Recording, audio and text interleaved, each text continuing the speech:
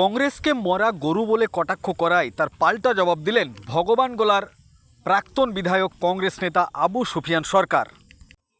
উল্লেখ্য, সাংবাদিক সম্মেলন চলাকালীন আমজনতা উন্নয়ন পার্টির বিধায়ক হুমায়ুন কবির কংগ্রেসকে মরা গরু বলে কটাক্ষ করেন। আজ তার পাল্টা প্রতিক্রিয়া দিলেন আবু সুফিয়ান সরকার।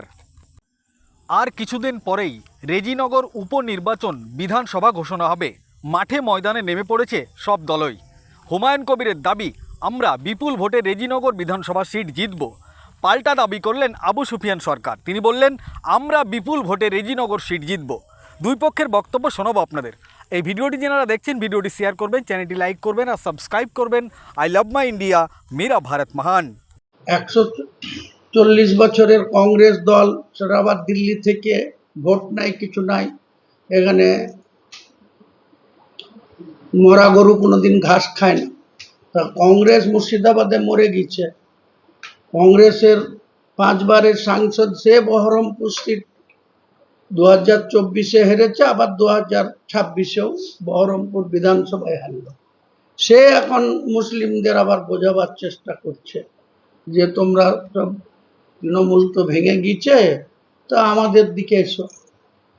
এইসব মানুষকে, মুর্শিদাবাদের মানুষকে কিছুটা বিভ্রান্ত করা হচ্ছে। আমরা মনে করি যে আমাদের এই রাজনৈতিক অল্প সময়ের মধ্যে আমরা চেষ্টা করেছিলাম, সেখানেও প্রচুর প্রতিকূলতা ছিল। আমজনতা উন্নয়ন পার্টির বিধায়ক তথা চেয়ারম্যান মুর্শিদাবাদের রেজিনগরের হুমায়ুন কবির, তিনি বলেছেন কংগ্রেস মরা গরু, এই বলে কংগ্রেসকে এবং অধীরকে কটাক্ষ করেছেন। কি বলতে চাইবেন আপনি?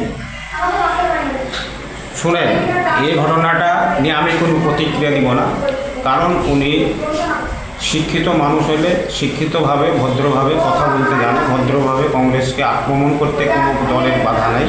যে কোনো দল রিয়াকশান দিতে পারে, যে কোনো দলের বিরুদ্ধে প্রতিক্রিয়া দিতে পারে, কিন্তু তিনি যা ভাষা ব্যবহার করেছেন তার প্রতিক্রিয়া আমি এই মুহূর্তে দিতে সক্ষম নই। ও বলতে চাইছে যে কংগ্রেস যতই চেষ্টা করুক, রেজিনগর সিট কিন্তু আমজনতা উন্নয়ন পার্টি জিতবে। কি বলতে চাইবেন এটা? শুনুন, এখনও ভোট হয়নি। ভোট হবে উপনির্বাচনের ক্ষেত্রে, যেটা উপনির্বাচনের ক্ষেত্রে এখনও ভোট হয়নি। ভোট হবে, জনগণ যাকে রায় দিবে সে জিতবে। আমি এমন কিছু ভবিষ্যৎ হয়নি, বা আমি গণক নয় যে আমি জিতবো, এ কথা আমি বলতে পারি না। যে দল বেশি ভোট পাবে সে দল জিতবে। হুমায়ুন কবির বলতে চাইছে যে 2024-এর লোকসভা ভোটে হেরেছে অধীর, 2026-এর বিধানসভা ভোটও হেরেছে অধীর, আবার যে উপনির্বাচন রেজিনগরে হবে সেখানেও হারবে। কি বলতে চাইবেন?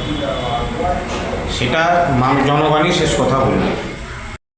কিছুদিন পূর্বে দেখেছি, 1 মাস পূর্বে মুখ্যমন্ত্রী শুভেন্দু অধিকারী মহাশয় এসে তিনি কিন্তু রেজিনগরে এক কথায় বলা যেতে পারে নির্বাচনকে টার্গেট করে একটা প্রচার করা হয়েছিল। তাতে মুখ্যমন্ত্রী বলেছিল রেজিনগরটা আমার চাই।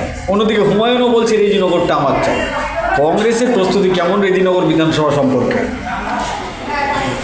আপনারা প্রত্যেকেই জানেন যে রেজিনগরে আমজনতা উন্নয়ন পার্টি হুমায়ুন কবির জিতেছিলেন।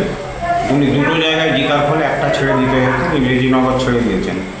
আমরা অতি সম্প্রতি আমাদের রাজ্যের মুখ্যমন্ত্রীকে দেখেছি, সেখানে তিনি এসেছিলেন এবং তিনি সেখান থেকে ঘোষণা করে গেছেন যে আমি রেজিনগর চাই, রেজিনগর বিধানসভায় আমাদের বিজেপি অবশ্যই জিতবে। তিনি সদর্থক ভাষায় ঘোষণা করেছেন। অন্যদিকে হুমায়ুন কবিরও বলছেন আমরা জিতব, আমাদের জিত নিশ্চিত। আমরা কংগ্রেস দলের পক্ষ থেকে বলি, আমরা কংগ্রেসও জিতব, কংগ্রেস প্রার্থীও জিতবে বলে আমরা দাবি করছি এবং আমাদের সেখানে সংগঠন অত্যন্ত মজবুত হয়েছে।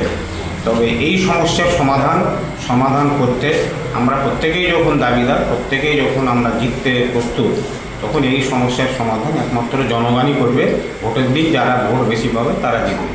আপনারা কি 100% নিশ্চিত যে ওখানে কংগ্রেস 100% নিশ্চিত আমরা জিতব? আপনার নাম এবং পরিচয়? আবু সুফিয়ান সরকার, XMLA, ভগবান।